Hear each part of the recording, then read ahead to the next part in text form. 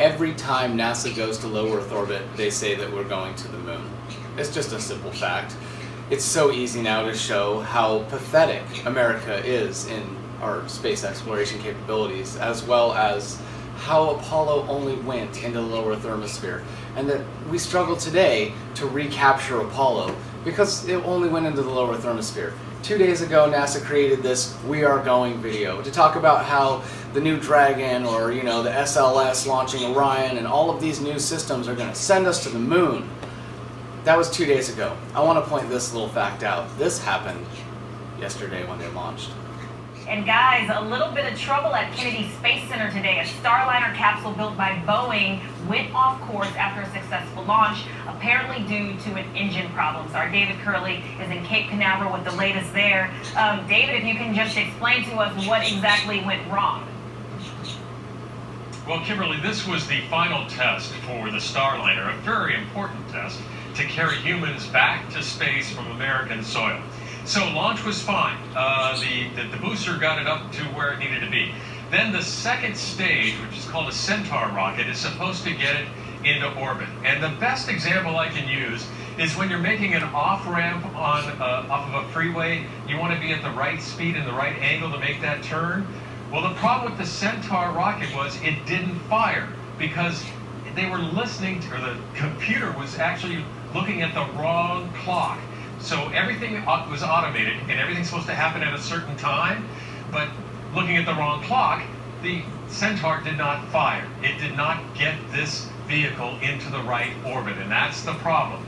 So they had a decision to make. Can we actually use the fuel that's on board to get up to the higher orbit and make it to the space station, which was part of the mission, to dock with the International Space Station? They decided, no, we don't know if we have enough fuel. Let's protect this vehicle, the Starliner, and make sure we can get it back to Earth. So that's what they have done. It is in orbit. They are going to do some more tests, but come Sunday, it is going to return to Earth at this point and land at White Sands in New Mexico. This is an unusual capsule compared to what SpaceX is doing. It actually lands on Earth with some airbags. So that's an important part of the test. I will tell you, NASA and Boeing tried to spin this in the best positive way they could, that, we had a good launch and we hope to do a good landing, but they failed in getting to the space station. That doesn't mean that they can't actually carry astronauts to the space station on their next flight, but it is in question. And of course, it is Boeing versus SpaceX as to which company will be the first to carry astronauts back to the space station. And David, I'm just curious, how long was NASA and Boeing preparing for this mission in general? Like, how long does it take before you actually do the launch? Well, this has been going on for years. This program is called the Crew Missions. That basically SpaceX and Boeing were picked out of a number of companies that wanted to actually be the contractor that worked for NASA to take astronauts to the space station. They can actually put it together another launch in a relatively short period of time, but it could be months. And SpaceX, which has already flown to the space station, which with its Dragon crew capsule, has one more test to do as well. It's called a pad abort test. If they pass that, then they may get the okay to go ahead and go to the space station. This is a very expensive program for the taxpayers. Nearly $7 billion, Boeing $4.2 billion of that for what was supposed to be 2 test missions. This was the first one. They've got another test mission, and then 6 other missions that they're supposed to be going to the space station. But I got to tell you, they tried to make this sound as if a lot of things went right, and some things did go right, but this is a major fail for this program. And for Boeing, which has already been battered with the 737 MAX issue as well. Absolutely. David Curley right there in Cape Canaveral with the details there. Thank you so much. If you're unfamiliar with the Soyuz Apollo and now Soyuz Orion space race, the rundown is very simple. It goes like this. We rendezvoused, we caught up with them in '75. We were officially capable of hitting the correct orbital pattern in the lower thermosphere, like Russia had figured out. Apollo 17 and all the Apollo missions before that were to the lower thermosphere at about 230 miles up. Now, we couldn't figure out how to perfectly hit the right orbit like they have with the space stations. That's why Russia has put up all of the successful space stations, including the International Space Station. Now, we figured it out in 1975 with the Apollo-Soyuz mission, Apollo 18. You know, the Apollo mission after 17, the last crewed Apollo mission. Didn't go to the moon. It went 230 miles up. Where we are now, where every spacefaring nation has stopped because of ionizing radiation. Today, we're working on doing it again. Now, the shuttle mission, no matter what you want to think about it, the shuttle mission was a great piece of propaganda by the Russians. Now, they created two, and they said, this is what we're going to do next, after we rendezvoused with them. Because, well, if we can do that, then shit, we might actually create a space station like they were, but our Skylab fell, their Mir didn't. Their Mir stayed until they shot it down and created the International Space Station, and they tricked us into making shuttles. We made shuttles, they were faulty, they knew it wasn't going to work, they watched the system decay, and knew that we would be relying on them. So eventually, now, we're relying on them, desperately trying to not pay $80 million a seat to take the Soyuz rocket up to the International Space Station that, yeah, we've contributed to, but they put it there, they own it, they've placed every craft there since they got there first. Call it what you will, that's a fact. So, being that, you know, space is hard, we're trying to achieve what we used to do with Apollo, but we're trying to do it with newer technology. And that's why everyone's just like, oh, well, it's new technology, it's not a big deal. It is a big deal, but that's the problem. It's a big deal for us. Now, Russia, they've been using all of this, the emergency abort systems, everything that they're talking about, 15 plus years. In fact, a couple years ago, a year and a half ago, they used it in an emergency escape, and it was successful. So not only do we know that in tests it works for them, in actual practice it works for them. Their new Soyuz has a perfect record. So we're trying to figure out how we can catch up with that, not be leaders in the space race like they keep saying. We're not trying to lead anything. We're trying to catch up to the leaders we pay $80 million a seat for. Now, Starliner just got created by Boeing, and they want literally $90 to $95 million a capsule, or a seat per capsule. So, if it's a four-seater, you can do the math there, that's literally $10 to $15 more, million dollars more than we're paying Russia to just shuttle us up now. So if it's all about science and space exploration, we'd be just contributing to Russia's space program since they've done it the best, and we'd use them. However, it's not about that. It's about military dominance, and that's what the space race is really about, is holding the high ground. And the high ground isn't the moon. The high ground is the thermosphere. If we create active shielding for our crafts, and we can create slight electromagnetic fields for the hulls, then it's going to be the mid-thermosphere. And that's where we'll fight all of our next battles. And we're going to be able to do that soon enough because of 5G, gamma, X-ray communications technologies that made it possible for our crafts to no longer, you know, our satellites are no longer in the upper or mid-thermosphere, they're in the exosphere now. And so now we can try to put us just above those and decommission all the satellites that are within the thermosphere. Plenty of room for us. So, well, the whole world is now invested in getting and filling up space with the room that we've just been, you know, given with the extra technologies that came out. The best that we can do is try to catch up, and we're failing at it. And bottom line, if you think that Artemis is going to the moon when they can't even achieve what the last Apollo mission was, and that's just a low Earth orbit, it's not because of technology. Soyuz has been doing it for 15 years. There's no excuses anymore. It's not you're lazy, or you're broke, or you just don't want it because you've been there. There's no more fucking excuses. Russia could. Russia would. Russia can't. Ionizing radiation is why. They've stopped where they can. They're better at calculus. Remember the movie Hidden Figures? We've made it very obvious that we're the dumb monkeys, and oh, we had to ask the black lady for help, and oh, well, we're trailing the rescues, but we'll get there too. We are not the best. We never were the best. We created a fucking fake movie to talk about how we're the best, and we've globbed onto it ever since then. It's created nationalism at a horrible level. And the only reason why we're stumbling right now is we refuse to accept where we left off so that we can all work together on getting back to where we left off. The shuttle missions were great, but that was a completely different type of thing. And it's not a functional system. Not for what we need to be doing. Not to create an international system that makes it possible for humans to go up and down safely and stay there so that we can start expanding further out. Artemis isn't going to create a space station around the moon. We can't even make one around us. If they're lucky, they'll get up there, and then Artemis will create our own space station with Space Force, because bottom line, China, Russia, India, all of them, they bonded together. They've all got a space a program that can go into low Earth orbit successfully. China's launched people. India's got crafts that can launch people. Russia launches all the people. They've all worked together now. We went, no, fuck that. We're going to use Trump's Space Force and create our own wing, and we're going to create Artemis, and we're going to create our own space station. We're going alone. These are the consequences of that. I say, if you want to take sides, I'm going to take the sides of the better one. And Russia's better. They've always been better. I don't agree with anyone's politics.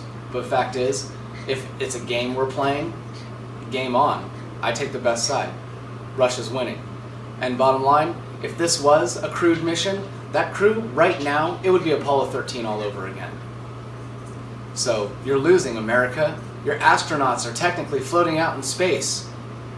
This morning I woke up to this. Boeing is trying to get back on track after a major blow to its space plans. The company's trying to get ahead of competitors in the race to launch American astronauts into space. But on Friday, Boeing botched the first critical test for the Starliner space capsule, and now the mission could face significant delays. Hillary Lane is here with more on what happened and what's next. Hillary, good morning. Good morning. The new Starliner is currently in the wrong orbit after an error threw the capsule off its original course. Since the launch, NASA has canceled the spacecraft's original mission and is instead focusing on returning it to Earth in the best possible condition. Lift on lead. Engine and full thrust. A successful launch from Cape Canaveral. We've cleared the tower. The Atlas V rocket lit up the sky as it climbed into space. Attached to it, Boeing's Starliner astronaut capsule, an automated spacecraft headed to the International Space Station with supplies and holiday gifts. Engine operating parameters continue to look good. The Starliner was slated to begin carrying live astronauts next year, but problems following Friday's launch brought those plans to a sudden halt. And the orbital insertion burn has been delayed. A glitch in the Starliner's control system during the test caused it to burn significant amounts of fuel, preventing it from gaining enough altitude to rendezvous with the space station. If we would have had crew in there, number one, they would have been safe. To be very clear, our crew would have been safe. NASA and Boeing claimed 1 minute into the flight. Starliner's launch was a milestone test for Boeing. The company is competing with Elon Musk's SpaceX to develop space taxis capable of carrying astronauts to the space station. These are passionate people who are committing a big chunk of their lives to put Americans back in space from our soil. NASA paid nearly $7 billion to both companies in 2014, but technical and financial setbacks have placed both more than 2 years behind schedule. In March, SpaceX carried out a successful unmanned flight of its Crew Dragon capsule to the space station. But in April, the company faced a major setback when that same capsule was destroyed during a ground test. The Starliner is expected to land in New Mexico on Sunday. Had the test been successful, it would have set the stage for Boeing to begin manned launch tests in 2020. Those plans could potentially be delayed several months. The reason why this would be the same as the Apollo 13 mission, if there was men on board, is exactly the same problem they faced then. Is Apollo 13 didn't go around the moon. They ended up having ionization to the oxygen tanks occur, and well, what happens when a biradical gets a free radical electron introduced to it? It splits. And so obviously, as the oxygen in the tanks expanded because the ionization of the free radicals from the heavy particles from space coming through the hull, as only, active shielding will stop it. Passive shielding can only absorb it to a certain depth and can't absorb the amount that was up there. As we learned, obviously the mid-thermosphere is no place for us. Well, the oxygen tanks expanded, causing what's the easiest way out? The nozzle, and so it blew out the nozzle, and they drifted off course and floated upwards. That's why the secondary burn happened, why they needed to do that other launch and uncontrolled, burn. Everyone saw Tom Hanks do it in the movie Apollo 13. So, that's why that existed and happened, was they had to go back down. They were floating up and were gonna, fly away. That's why Fred Hayes and all them, that was ionization giving them the flu. They didn't have the flu. That's why 2 out of 3 of them died from the cancer that Marco Durante said they would get if they went into the mid-thermosphere without active shielding. So, when they finally, launched and came back down, there was a very, very slight window. Remember, the light on moon rocks? No, there's a very thin window to get back into Earth's magnetosphere, or atmosphere, excuse me, without burning up, without completely disintegrating. Russia lost one of their women to this exact problem. She was scheduled to come back in, and everything, like the New Mexico desert landing is expected. However, she burnt up on the way in. They got the capsule. She was dead. The simple fact that just they could lose their crew the same way. So Jim Bridenstine and all of his nonsense, the crew would be totally fine. They're totally fine, lost in space. But no matter how much they fail, NASA will immediately come back with whatever they need to hold the propaganda true, because they started with that video and they're going to end with the video despite all of the setbacks, because Congress is going to give them money. They're the Defense Department. So none of this means anything. Their failures mean nothing. And what we're going to hear instead is this. For sure, this is our moon countdown clock, where we are counting down the next 5 years to 2024, when we're planning to send humans to the moon as part of the Artemis program. So this clock is counting down the days, hours, minutes, and seconds to 2024, when the first woman and the next man will walk on the moon's south pole. So, exactly, get excited for that, and if you want to learn more, you can go to nasa.gov/Artemis. So as you can see, it's propaganda. Every time that they say that they're going to the moon, they're trying to figure out how to get back into low Earth orbit. They have a really hard time figuring out how to catch up to the current technology. Their spacefaring nations already have it, and they're not sharing the technology. They're lacking in every possible way, but it's military and defense, so we have to fund it, and we have to pretend that not only are we capable, but we're going to be the leaders. And it's as simple as, well, everything you just saw. They're struggling to get to where the last Apollo mission left off on, and they can't even admit it.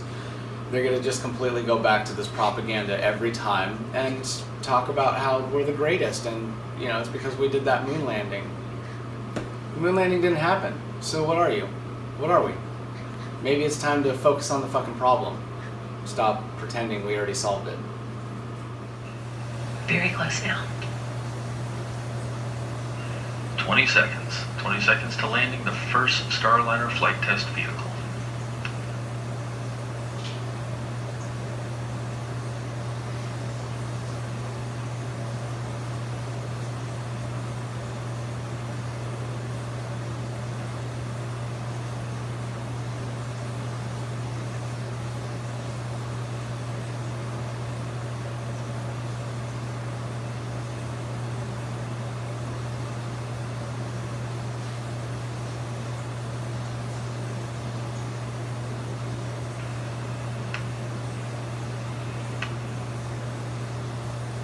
And Starliner touches down in the desert in New Mexico. An historic landing in White Sands, New Mexico concludes the first flight test of Boeing's Starliner spacecraft. The first time an American-made, human-rated capsule has landed on land.